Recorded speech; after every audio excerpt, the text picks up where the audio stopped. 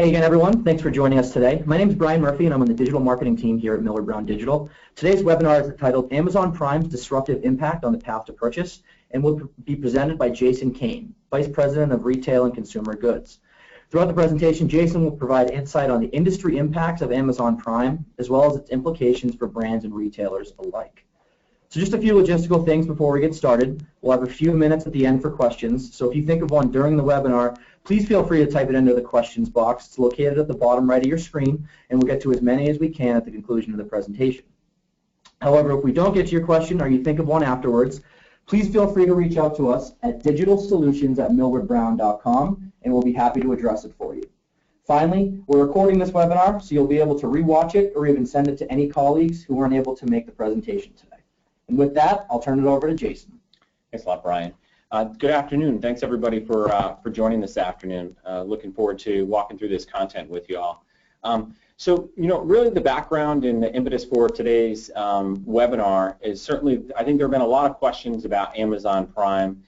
No shortage of information out there in terms of the growth rate of Amazon Prime, how many members they might have. I think there's been a lot of different sources out there.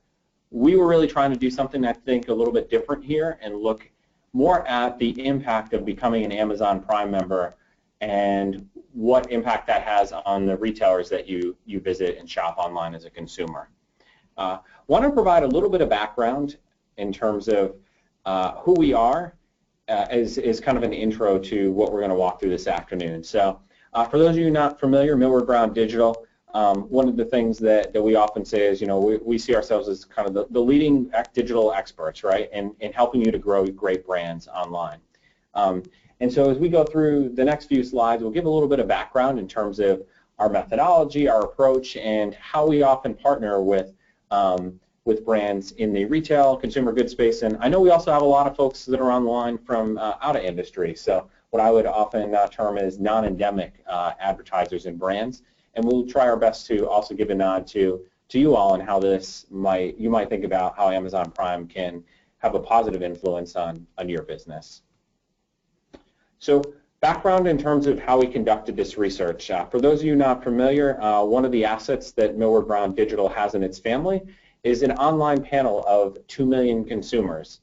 We can see everything that these consumers do online, everything from waking up in the morning to check sports scores to visiting a brand.com site to shopping on Amazon for, toothpaste or television or really literally any product out there.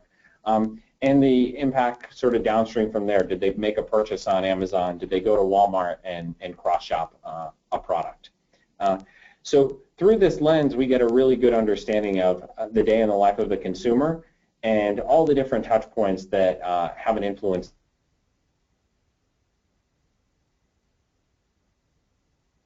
of some of the different business groups that, we often interact with across organizations. And really there are 4 areas in particular where we play when it comes to, I think, working a lot with retailers and manufacturers. Really deep influence with consumer insights in terms of helping to answer business questions that are going to help your business partners to either evolve, grow, optimize, accelerate digital as a channel, and then also all of your different digital investments. As category and brand team folks know, there's a lot of different places online where you can invest from a digital standpoint, but what are those best opportunities to really reach consumers? Are you investing in both shopper marketing, digital marketing, and other touch points online that are most likely or best high potential to reach consumers along the path to purchase? From a marketing standpoint, again, things like brand.com sites, social media campaigns, all those sort of things. And then certainly, I think a lot of our focus today will be on this last bucket, which is around e-commerce and retail customer teams. Increasingly, I think all retailers are trying to monetize their site experience, your brand stores, and A+ pages on Amazon. What impact are different programs having? What impact does your shopper marketing have on consumer behavior along the path to purchase? So again, I tease this at the top, but I think it's worth mentioning again for folks that still continue to join the webinar. The real focus of today is on answering this business question. what impact does becoming an Amazon Prime member have on the retailers that the consumer visits and considers online? And so you'll see throughout this analysis today that we have segmented this to compare the behaviors of an Amazon Prime member to people who are not Prime members. Through our clickstream, we have the way to identify folks as Amazon Prime members through a whole host of different actions that they might take on Amazon, as evidenced by changes in the URL. If you have detailed questions in terms of our approach and methodology, those are things we could certainly follow up offline as an output of today's presentation. So, as I mentioned, I don't think it's a surprise to see here that on the left-hand side we're showing the percentage of Amazon's unique visitor population in a given quarter that is a Prime member. As consumers and also as marketers, we know that Amazon Prime continues to grow both in membership and its influence along the path to purchase. You can see that really, I think, towards the second half of 2014 is when you started to really see Amazon accelerate in terms of its growth of the Prime program. There have been a lot of other things. I think people traditionally have thought of Amazon Prime as a free shipping program. Amazon is getting a lot more aggressive, and I think the mindset is changing. Is this is not a program for unlimited free shipping, but really more associated, I think, with a great customer experience, both on the site and then also as an output of your purchase. The simple, clean, easy site experience of Amazon sort of being adapted more and more to things like shipping, but also this I think change in paradigm in terms of the value of Amazon Prime. Increasingly things like streaming, instant video, all additional program and value adds to the Amazon Prime member that I think is quickly getting the consumer to almost forget about that $99 a year that they're spending on Prime. So all of this, where does this all go and where does this lead? So on the right-hand side here, we're showing the percentage of people who are Amazon Prime members who visit other retailers during the same session. So what's interesting here, certainly Prime continues to grow. We see an increasing likelihood of folks who visit other retailer sites that also are going to be Prime members. And so for competitive retailers, we're starting to see this more and more in the market. Walmart just recently announced that they're going to be launching a program of their own this summer. But the big question really is, for retailers not named Amazon, what is your strategy? How are you going to leverage your, what I think is can be a competitive differentiator of having a physical store network, sometimes as many as 1,600, 2,000 stores? How do you best create an omni-channel experience? But for those people who are shopping online, the expectations are certainly being raised, and it's becoming increasingly more important to meet those needs of consumers, regardless of the categories that they're shopping online. We wanted, as I mentioned, to compare the behaviors of Prime members to people who are not Prime members, and so on this chart, where you're looking at are the taller green bars are people who are not Prime members, and the folks who are in the bars that are shaded in blue, these are people who are Prime members. And so one of the first things that we wanted to take a look at was, again, comparing and contrasting the likelihood of someone who is a Prime member versus a non-Prime member to also consider other retailers during, this is looking specifically at the same shopping session. And so example here, to call out is when you look at Walmart, in this particular case, what this is saying is that about 12% of the time, people who go to Amazon who are not Prime members, they're also considering Walmart during that same shopping trip or session online. And you can see quickly, this is not to call on Walmart in particular, but this is the case across the board, that very quickly once you become a Prime member, your likelihood to consider any other retailer online drops quite a bit. And so, certainly a lot of implications here, I think, for both brands and for retailers. We touched before on the implications for other retailers. Certainly, I think that there is a real opportunity out there to think about ways to create a great omni-channel experience. But for brands out there, no doubt you're still going to continue to have a strategy with the Walmarts and the Targets of the world. But as you start to think about your Tier 2, Tier 3 retailer channels online, I think increasingly what we're seeing is more conversation and focus around the investment and the spend across all these different channels that seemingly multiply. In the pet food space, we've got a lot of great online pure plays that have popped up online.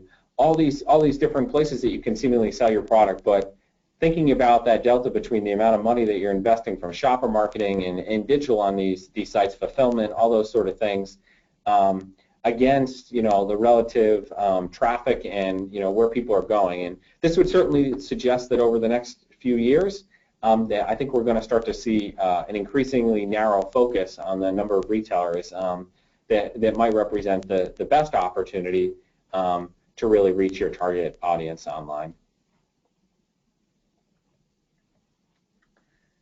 On this slide, what we wanted to look at next was certainly we saw before the consideration and the retailers that people consider, but the one that everybody I think is most intrigued by is the conversion rates, right? So this is the rate that people go to a retailer and make a purchase here. That line on the top is Amazon Prime members and their conversion rate when they go to Amazon. And then we also looked at that same population of people and the rate that they purchased from other retailers. And I'll tell you that we've been doing these kinds of analysis. I've been part of this team for about 5 years or so. And to see a conversion rate that high across a population of people is certainly noteworthy. Amazon has done what I think every retailer aspires to do from a digital standpoint, which is driving people to the site who are not there to casually browse, but certainly are trying to create a segment of people who are heavy online buyers. I think you could attribute some of this, certainly this advantage here, to the fact that Amazon does not have physical stores, but certainly here you see that Amazon continues to distance itself from, I think, a lot of retailers who admittedly are still trying to figure out a way to play catch up. On the next slide, what you see here is the conversion rate of Prime members versus non-Prime. So, the green bars, this certainly illustrates the line chart that we had on the previous slide. But, if you look at the non-Prime members in comparison, when you look across every single retailer, the thing that I think is important to not get lost here is that you see that a Prime member, regardless of retailer, is still more likely to purchase than a non-Prime member. And so it certainly shouldn't be the strategy if you're another retailer who competes against Amazon to completely abandon that segment of people as someone of wanting to try to win online. If anything, these are people who are just in general more likely to shop and more likely to purchase online.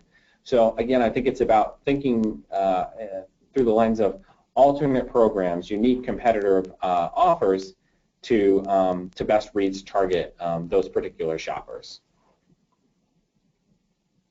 I know we have a lot of folks on the line who are not necessarily a retailer or a brand who sells online, and so I wanted to give a nod. I know we have a lot of folks on the line from different financial services brands and also the travel space, and so we want to give a nod to to those folks and say, hey, I think this is actually a really relevant and important story to you all as well. And this is just a couple of examples that we've seen recently, right? So one, you see this example on the left-hand side of AT&T. They recently, had a promotion going on where they bundled together its UVerse, so this is their cable service, with a year of Amazon Prime membership. So a tool that using Amazon Prime as a customer acquisition tool for a service that's certainly tangential, but not direct competition, directly related to their UVerse service.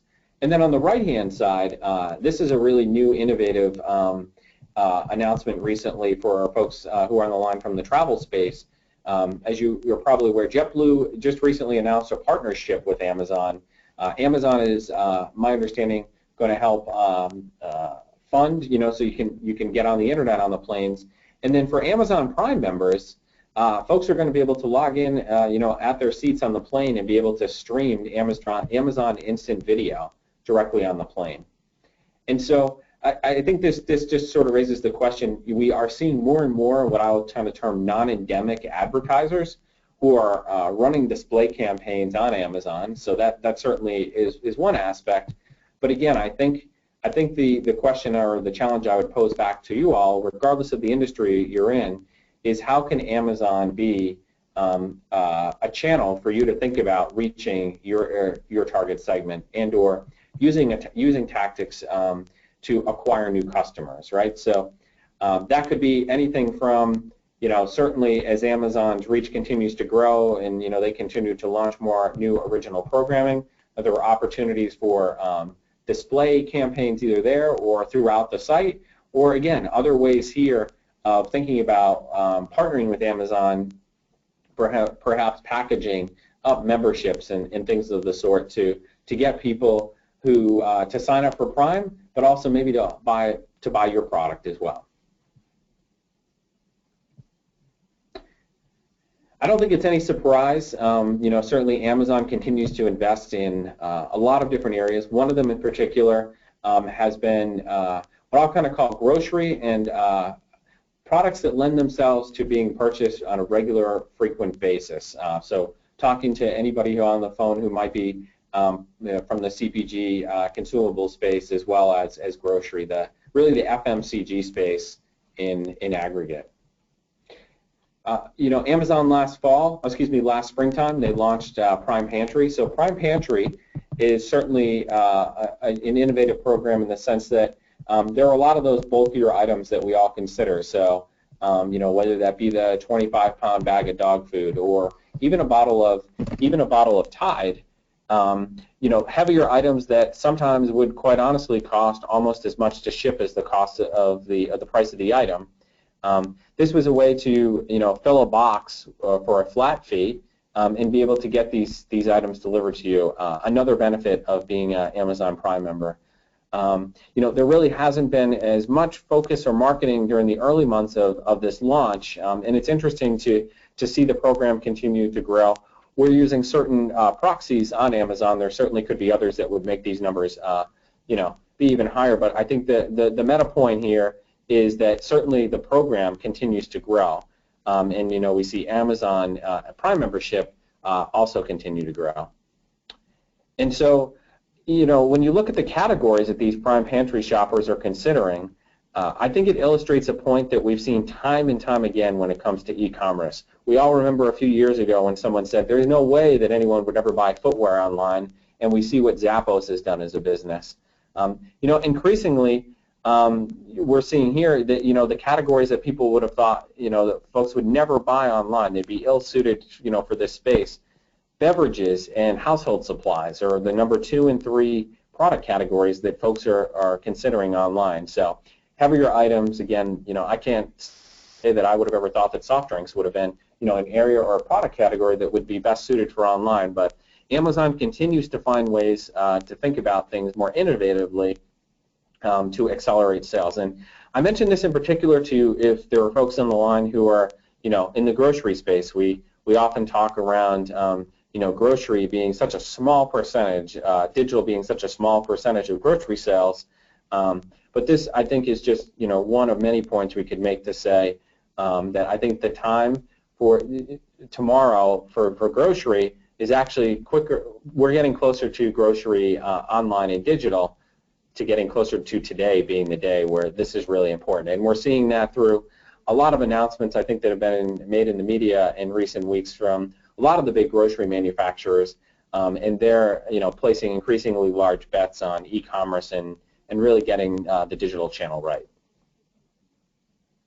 So in summary here, so now what, right? I mean, I think we touched on a lot of these today, but in recap, for retailers not named Amazon, how can your physical stores be used as that competitive advantage, right, online to create something different that the shopper doesn't have today?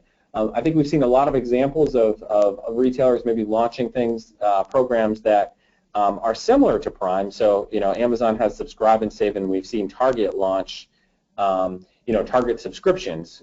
So if you lock yourself into a regular purchase of, fast-moving consumer good products, that you'll get a discount for it to just show up at your house.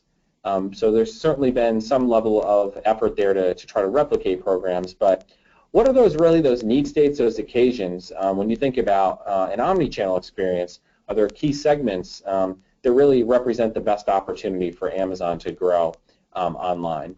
And then, for brands that already do sell online, again, certainly I think there's a really important point here. We're seeing people more and more when they do go online to shop kind of be very mission-driven. They have a pretty good idea of what they're looking for. They go into the retailer, they buy what they want, and they get out. We might have all have experienced this as consumers before, of just going online, going right to Amazon and buying. And so, I think that, we've seen the announcement in recent weeks of Amazon with Amazon Dash. Our perspective, or at least my perspective, is, I don't think Amazon Dash is the future of digitally enabled commerce, especially in the FMCG space. But what I think it does illustrate is Amazon certainly trying to think of new and innovative ways to partner with brands to build brand loyalty online. And so I would challenge anyone on the line, whether working with Amazon or anybody else, what are new ways out there that you can influence someone and create top-of-mind awareness? This is not somebody walking down the aisles of a store where you can invest in end caps and signage within a store. Are you spending money on the retailer touch points that consumers are most likely to interact with? And then, lastly, as I mentioned, for brands that don't sell online, what could a partnership with Amazon or Amazon Prime look like to drive either acquisition or deepen loyalty with your existing customers? And I think this point really applies to anyone in any industry. And so with that, we're going to open up for questions. There's a way for you to do that on the interface. Please submit questions. We've got, I think, a few.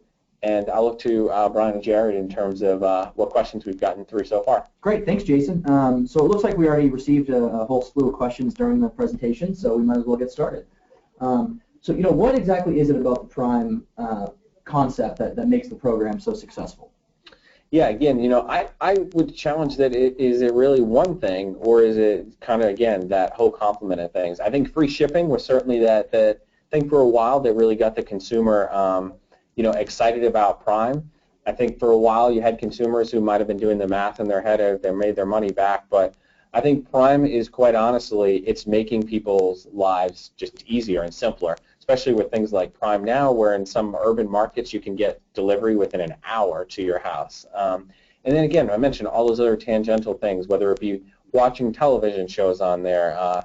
I admit myself, I think one of the better features with the increasing focus on streaming on there is to be able to pull down music, into a library and be able to have access to that. There are just so many different things that I think that Amazon is doing that it's not. I think that in a lot of ways it's probably the most daunting if you're not Amazon, is to think about ways to effectively compete against that. For sure. So what are some other retailers doing to compete against Prime? I mean, we're seeing, the Walmart and eBay and some other major retailers launching their own versions of Prime. Do you think they'll be successful, and why or why not? I think the jury's still out on that. Again, I think the real differentiator here is going to be not necessarily, I think, different versions of Prime, but more what are other retailers going to do to create kind of a unique experience.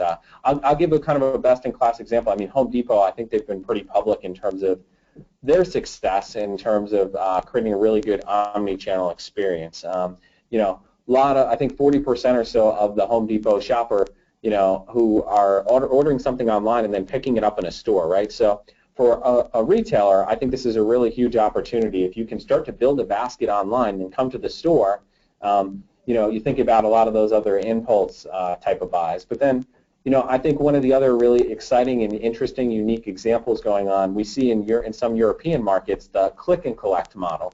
So this is where, particularly in the grocery space, you'll go online, you'll order groceries, and then you'll pull into a parking spot, and your order will be delivered out to your car. I know in the Northeast region, Peapod has been aggressively piloting this program in partnership with Stop and Shop and its other brands in the grocery space. and that Walmart is also piloting this program in some of its markets, including in the Denver market. So I think examples like that of doing something different and not trying to copy those programs are going to be a really big influence there. Great. How do you think Prime is helping to grow grocery in the online space? So, again, I think what it's doing is removing a lot of the traditional barriers that have been there, right? So either I can't get it fast enough, or the cost of shipping is too high.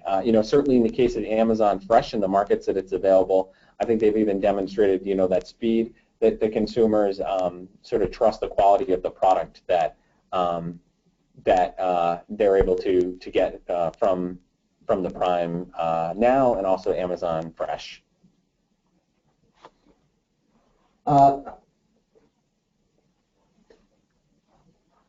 So, I think one of the other questions I think I'm seeing coming in now is, can we identify Prime users for marketing? And, I think that's a really big opportunity, certainly, is to try to identify those folks. There's certainly some ways, I think, within our panel that we know folks are Prime members, but that would be a segment, I think, as you go out there and think about an acquisition strategy to grow online, particularly for the audience members who are on and who partner with Amazon on a regular basis, that would be a segment that I would certainly try to target. And then, I think the other kind of way to think about that is, those heavy online buyers, right? Whether they be on Amazon or elsewhere, where are those folks spending time online? What retailers are they most likely to visit outside of Amazon, as ways to think about what might be target channels for you, whether that be Best Buy or others to grow your channel.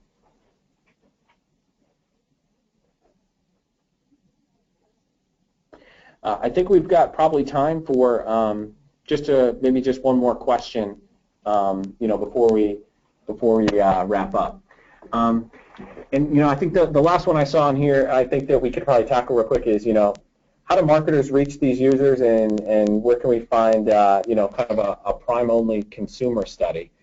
So I would certainly encourage you to follow up if you have additional questions in terms of our approach. I've got my contact information here. We are starting to do things where we look just exclusively at Prime members. Again, as we evidence through this particular analysis, there are ways to segment and get at that particular part of the population. So I know we're coming up against 2:30. Again, please don't be afraid to reach out. You see my email address on the slide. And Jared and Brian, I believe we'll also be posting these materials as well, right? Perfect. All right. Well, thanks again, everyone, for taking the time this afternoon out of your busy days. Appreciate it, and we'll be talking soon. Take care.